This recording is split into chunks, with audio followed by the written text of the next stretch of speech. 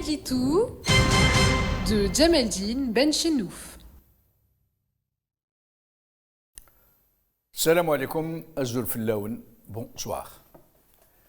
Sous nos latitudes et dans nos pays, là où pèse un épais malaise social, où tout va mal, où la haine est le sentiment le plus largement partagé, où l'incivisme est désormais inhérent à notre personnalité, où l'hypocrisie est une marque de savoir-vivre, où la médisance est une pratique sociale, où l'égoïsme est une légitimité ouvertement assumée, nous en sommes arrivés à ne plus nous supporter les uns les autres pour ces mêmes raisons que je viens de vous dire, et dont nous sommes nous-mêmes fortement imprégnés, que nous pratiquons tout naturellement. Nous ne nous supportons plus, au point où nous ne rêvons plus que de pouvoir fuir notre société, pour aller vivre dans une autrement plus équilibrée, plus agréable, plus propre, plus civique, où les gens sont habillés de sourire, où règne la propreté et l'esthétisme. Et nous passons tous notre temps à nous stigmatiser les uns les autres, tous autant que nous sommes, alors que nous sommes tous dans les mêmes attitudes négatives, un tant soit peu. Nous n'avons à la bouche que ressentiment. Hada shab hada. Encore pire et caractéristique qui en dit long, nombreux parmi nous, voire une majorité écrasante, sont dans ce fameux syndrome de Stockholm.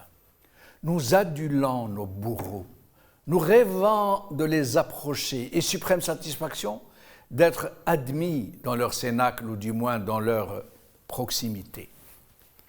Et encore pire, nous nous faisons leurs remparts, leurs esclaves, leurs défenseurs acharnés, leurs porte-drapeaux contre nos propres frères, contre nos propres sœurs, qui se battent pour nous libérer de leur mortelle étreinte, qui se battent pour nous ouvrir la porte d'une vie moins indigne, moins sale, moins repoussante. Nous ne pouvons pas ne pas nous poser de questions. Pourquoi sommes-nous comme ça? Du moins dans notre immense majorité, dans notre être collectif, dans notre façon d'être, dans ce qui peut sembler être notre habitus, si je peux dire. J'ai quelques questions auxquelles j'essaierai dans mes modestes capacités de suggérer seulement des pistes. La première est: pourquoi toute une société est-elle dans une telle attitude, dans une attitude aussi négative, au point où nous ne voulons même plus cohabiter les uns avec les autres?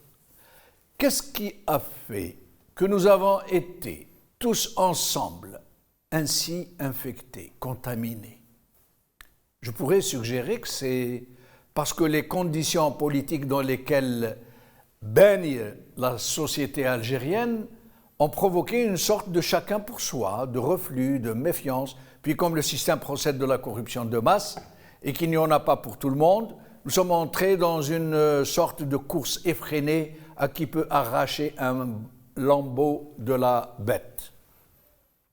Nous sommes en quelque sorte retournés à la jungle. Mais une autre question se pose aussi.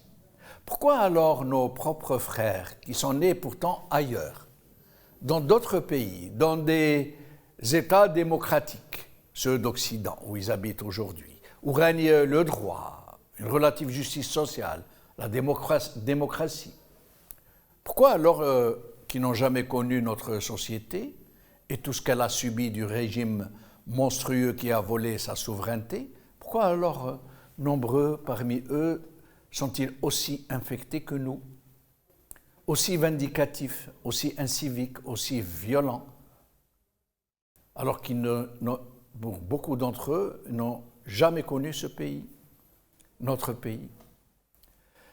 La réponse n'est pas simple, bien sûr, puisque la plupart de ses compatriotes de l'autre rive ont eux aussi subi le racisme, l'exclusion, le chômage et autres avanies du genre. La cause profonde, je crois, est dans nos profondeurs. Il se cache en l'homme, en tout homme, des abysses dont lui-même n'a pas la moindre idée.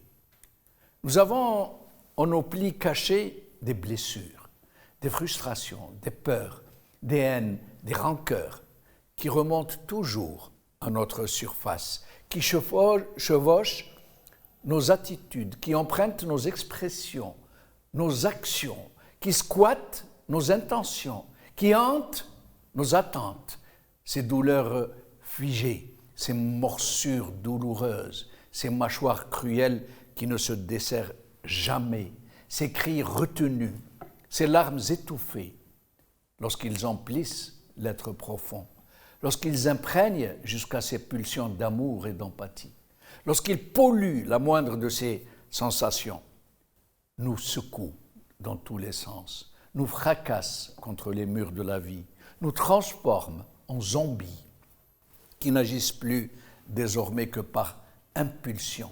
Et notre vie n'est plus qu'un tressaillement hérissé de pointes cruelles dont nous sommes les premiers à subir le pire. Presque rien de ce que nous sommes dans l'instant, de ce que nous faisons, de ce que nous disons, n'est indemne de ces pulsions qui nous agitent et nous colonisent. Nous devenons par ces sombres aspects qui nous distinguent des personnes mal aimées, que tout le monde fuit, dont personne ne souhaite la proximité, parce que nous ne sommes que fiel, médisance, violence, désagrément. Mais je crois, sans chercher pour le moins du monde à entrer dans une spécialité dont je n'ai aucune connaissance, qu'il nous faut néanmoins distinguer entre le mal-être individuel et celui collectif, social. Si l'individu peut subir un traumatisme et que son attitude en soit altérée, cette situation reste localisée à l'individu qu'elle affecte et il est donc tout à fait logique que le sujet relève d'un suivi psychanalytique ou psychologique ou psychiatrique individuel. Lorsque la situation affecte toute une population, toute une société, toute une nation, c'est que ces causes et les circonstances dans lesquelles elle s'est produite a été provoquée par des causes autrement plus graves, qui ont causé des préjudices tout aussi graves, mais tout aussi massifs, à une multitude de gens, en même temps et pendant longtemps. Pour ce qui nous concerne, je crois que ces blessures profondes qui nous ont été infligées jusqu'au plus profond de notre âme viennent de loin, de très loin dans l'histoire de nos ancêtres, depuis des siècles d'oppression et de violence, qu'elles ont été transmises de génération en génération par des vecteurs culturels, par des comportements collectifs qui nous ont imprégnés, voire même peut-être par une mémoire épigénétique. À plus forte raison que nous n'avons jamais soldé ces traumatismes et que le régime qui a fait main basse sur notre pays les a aggravés. Qawala khair.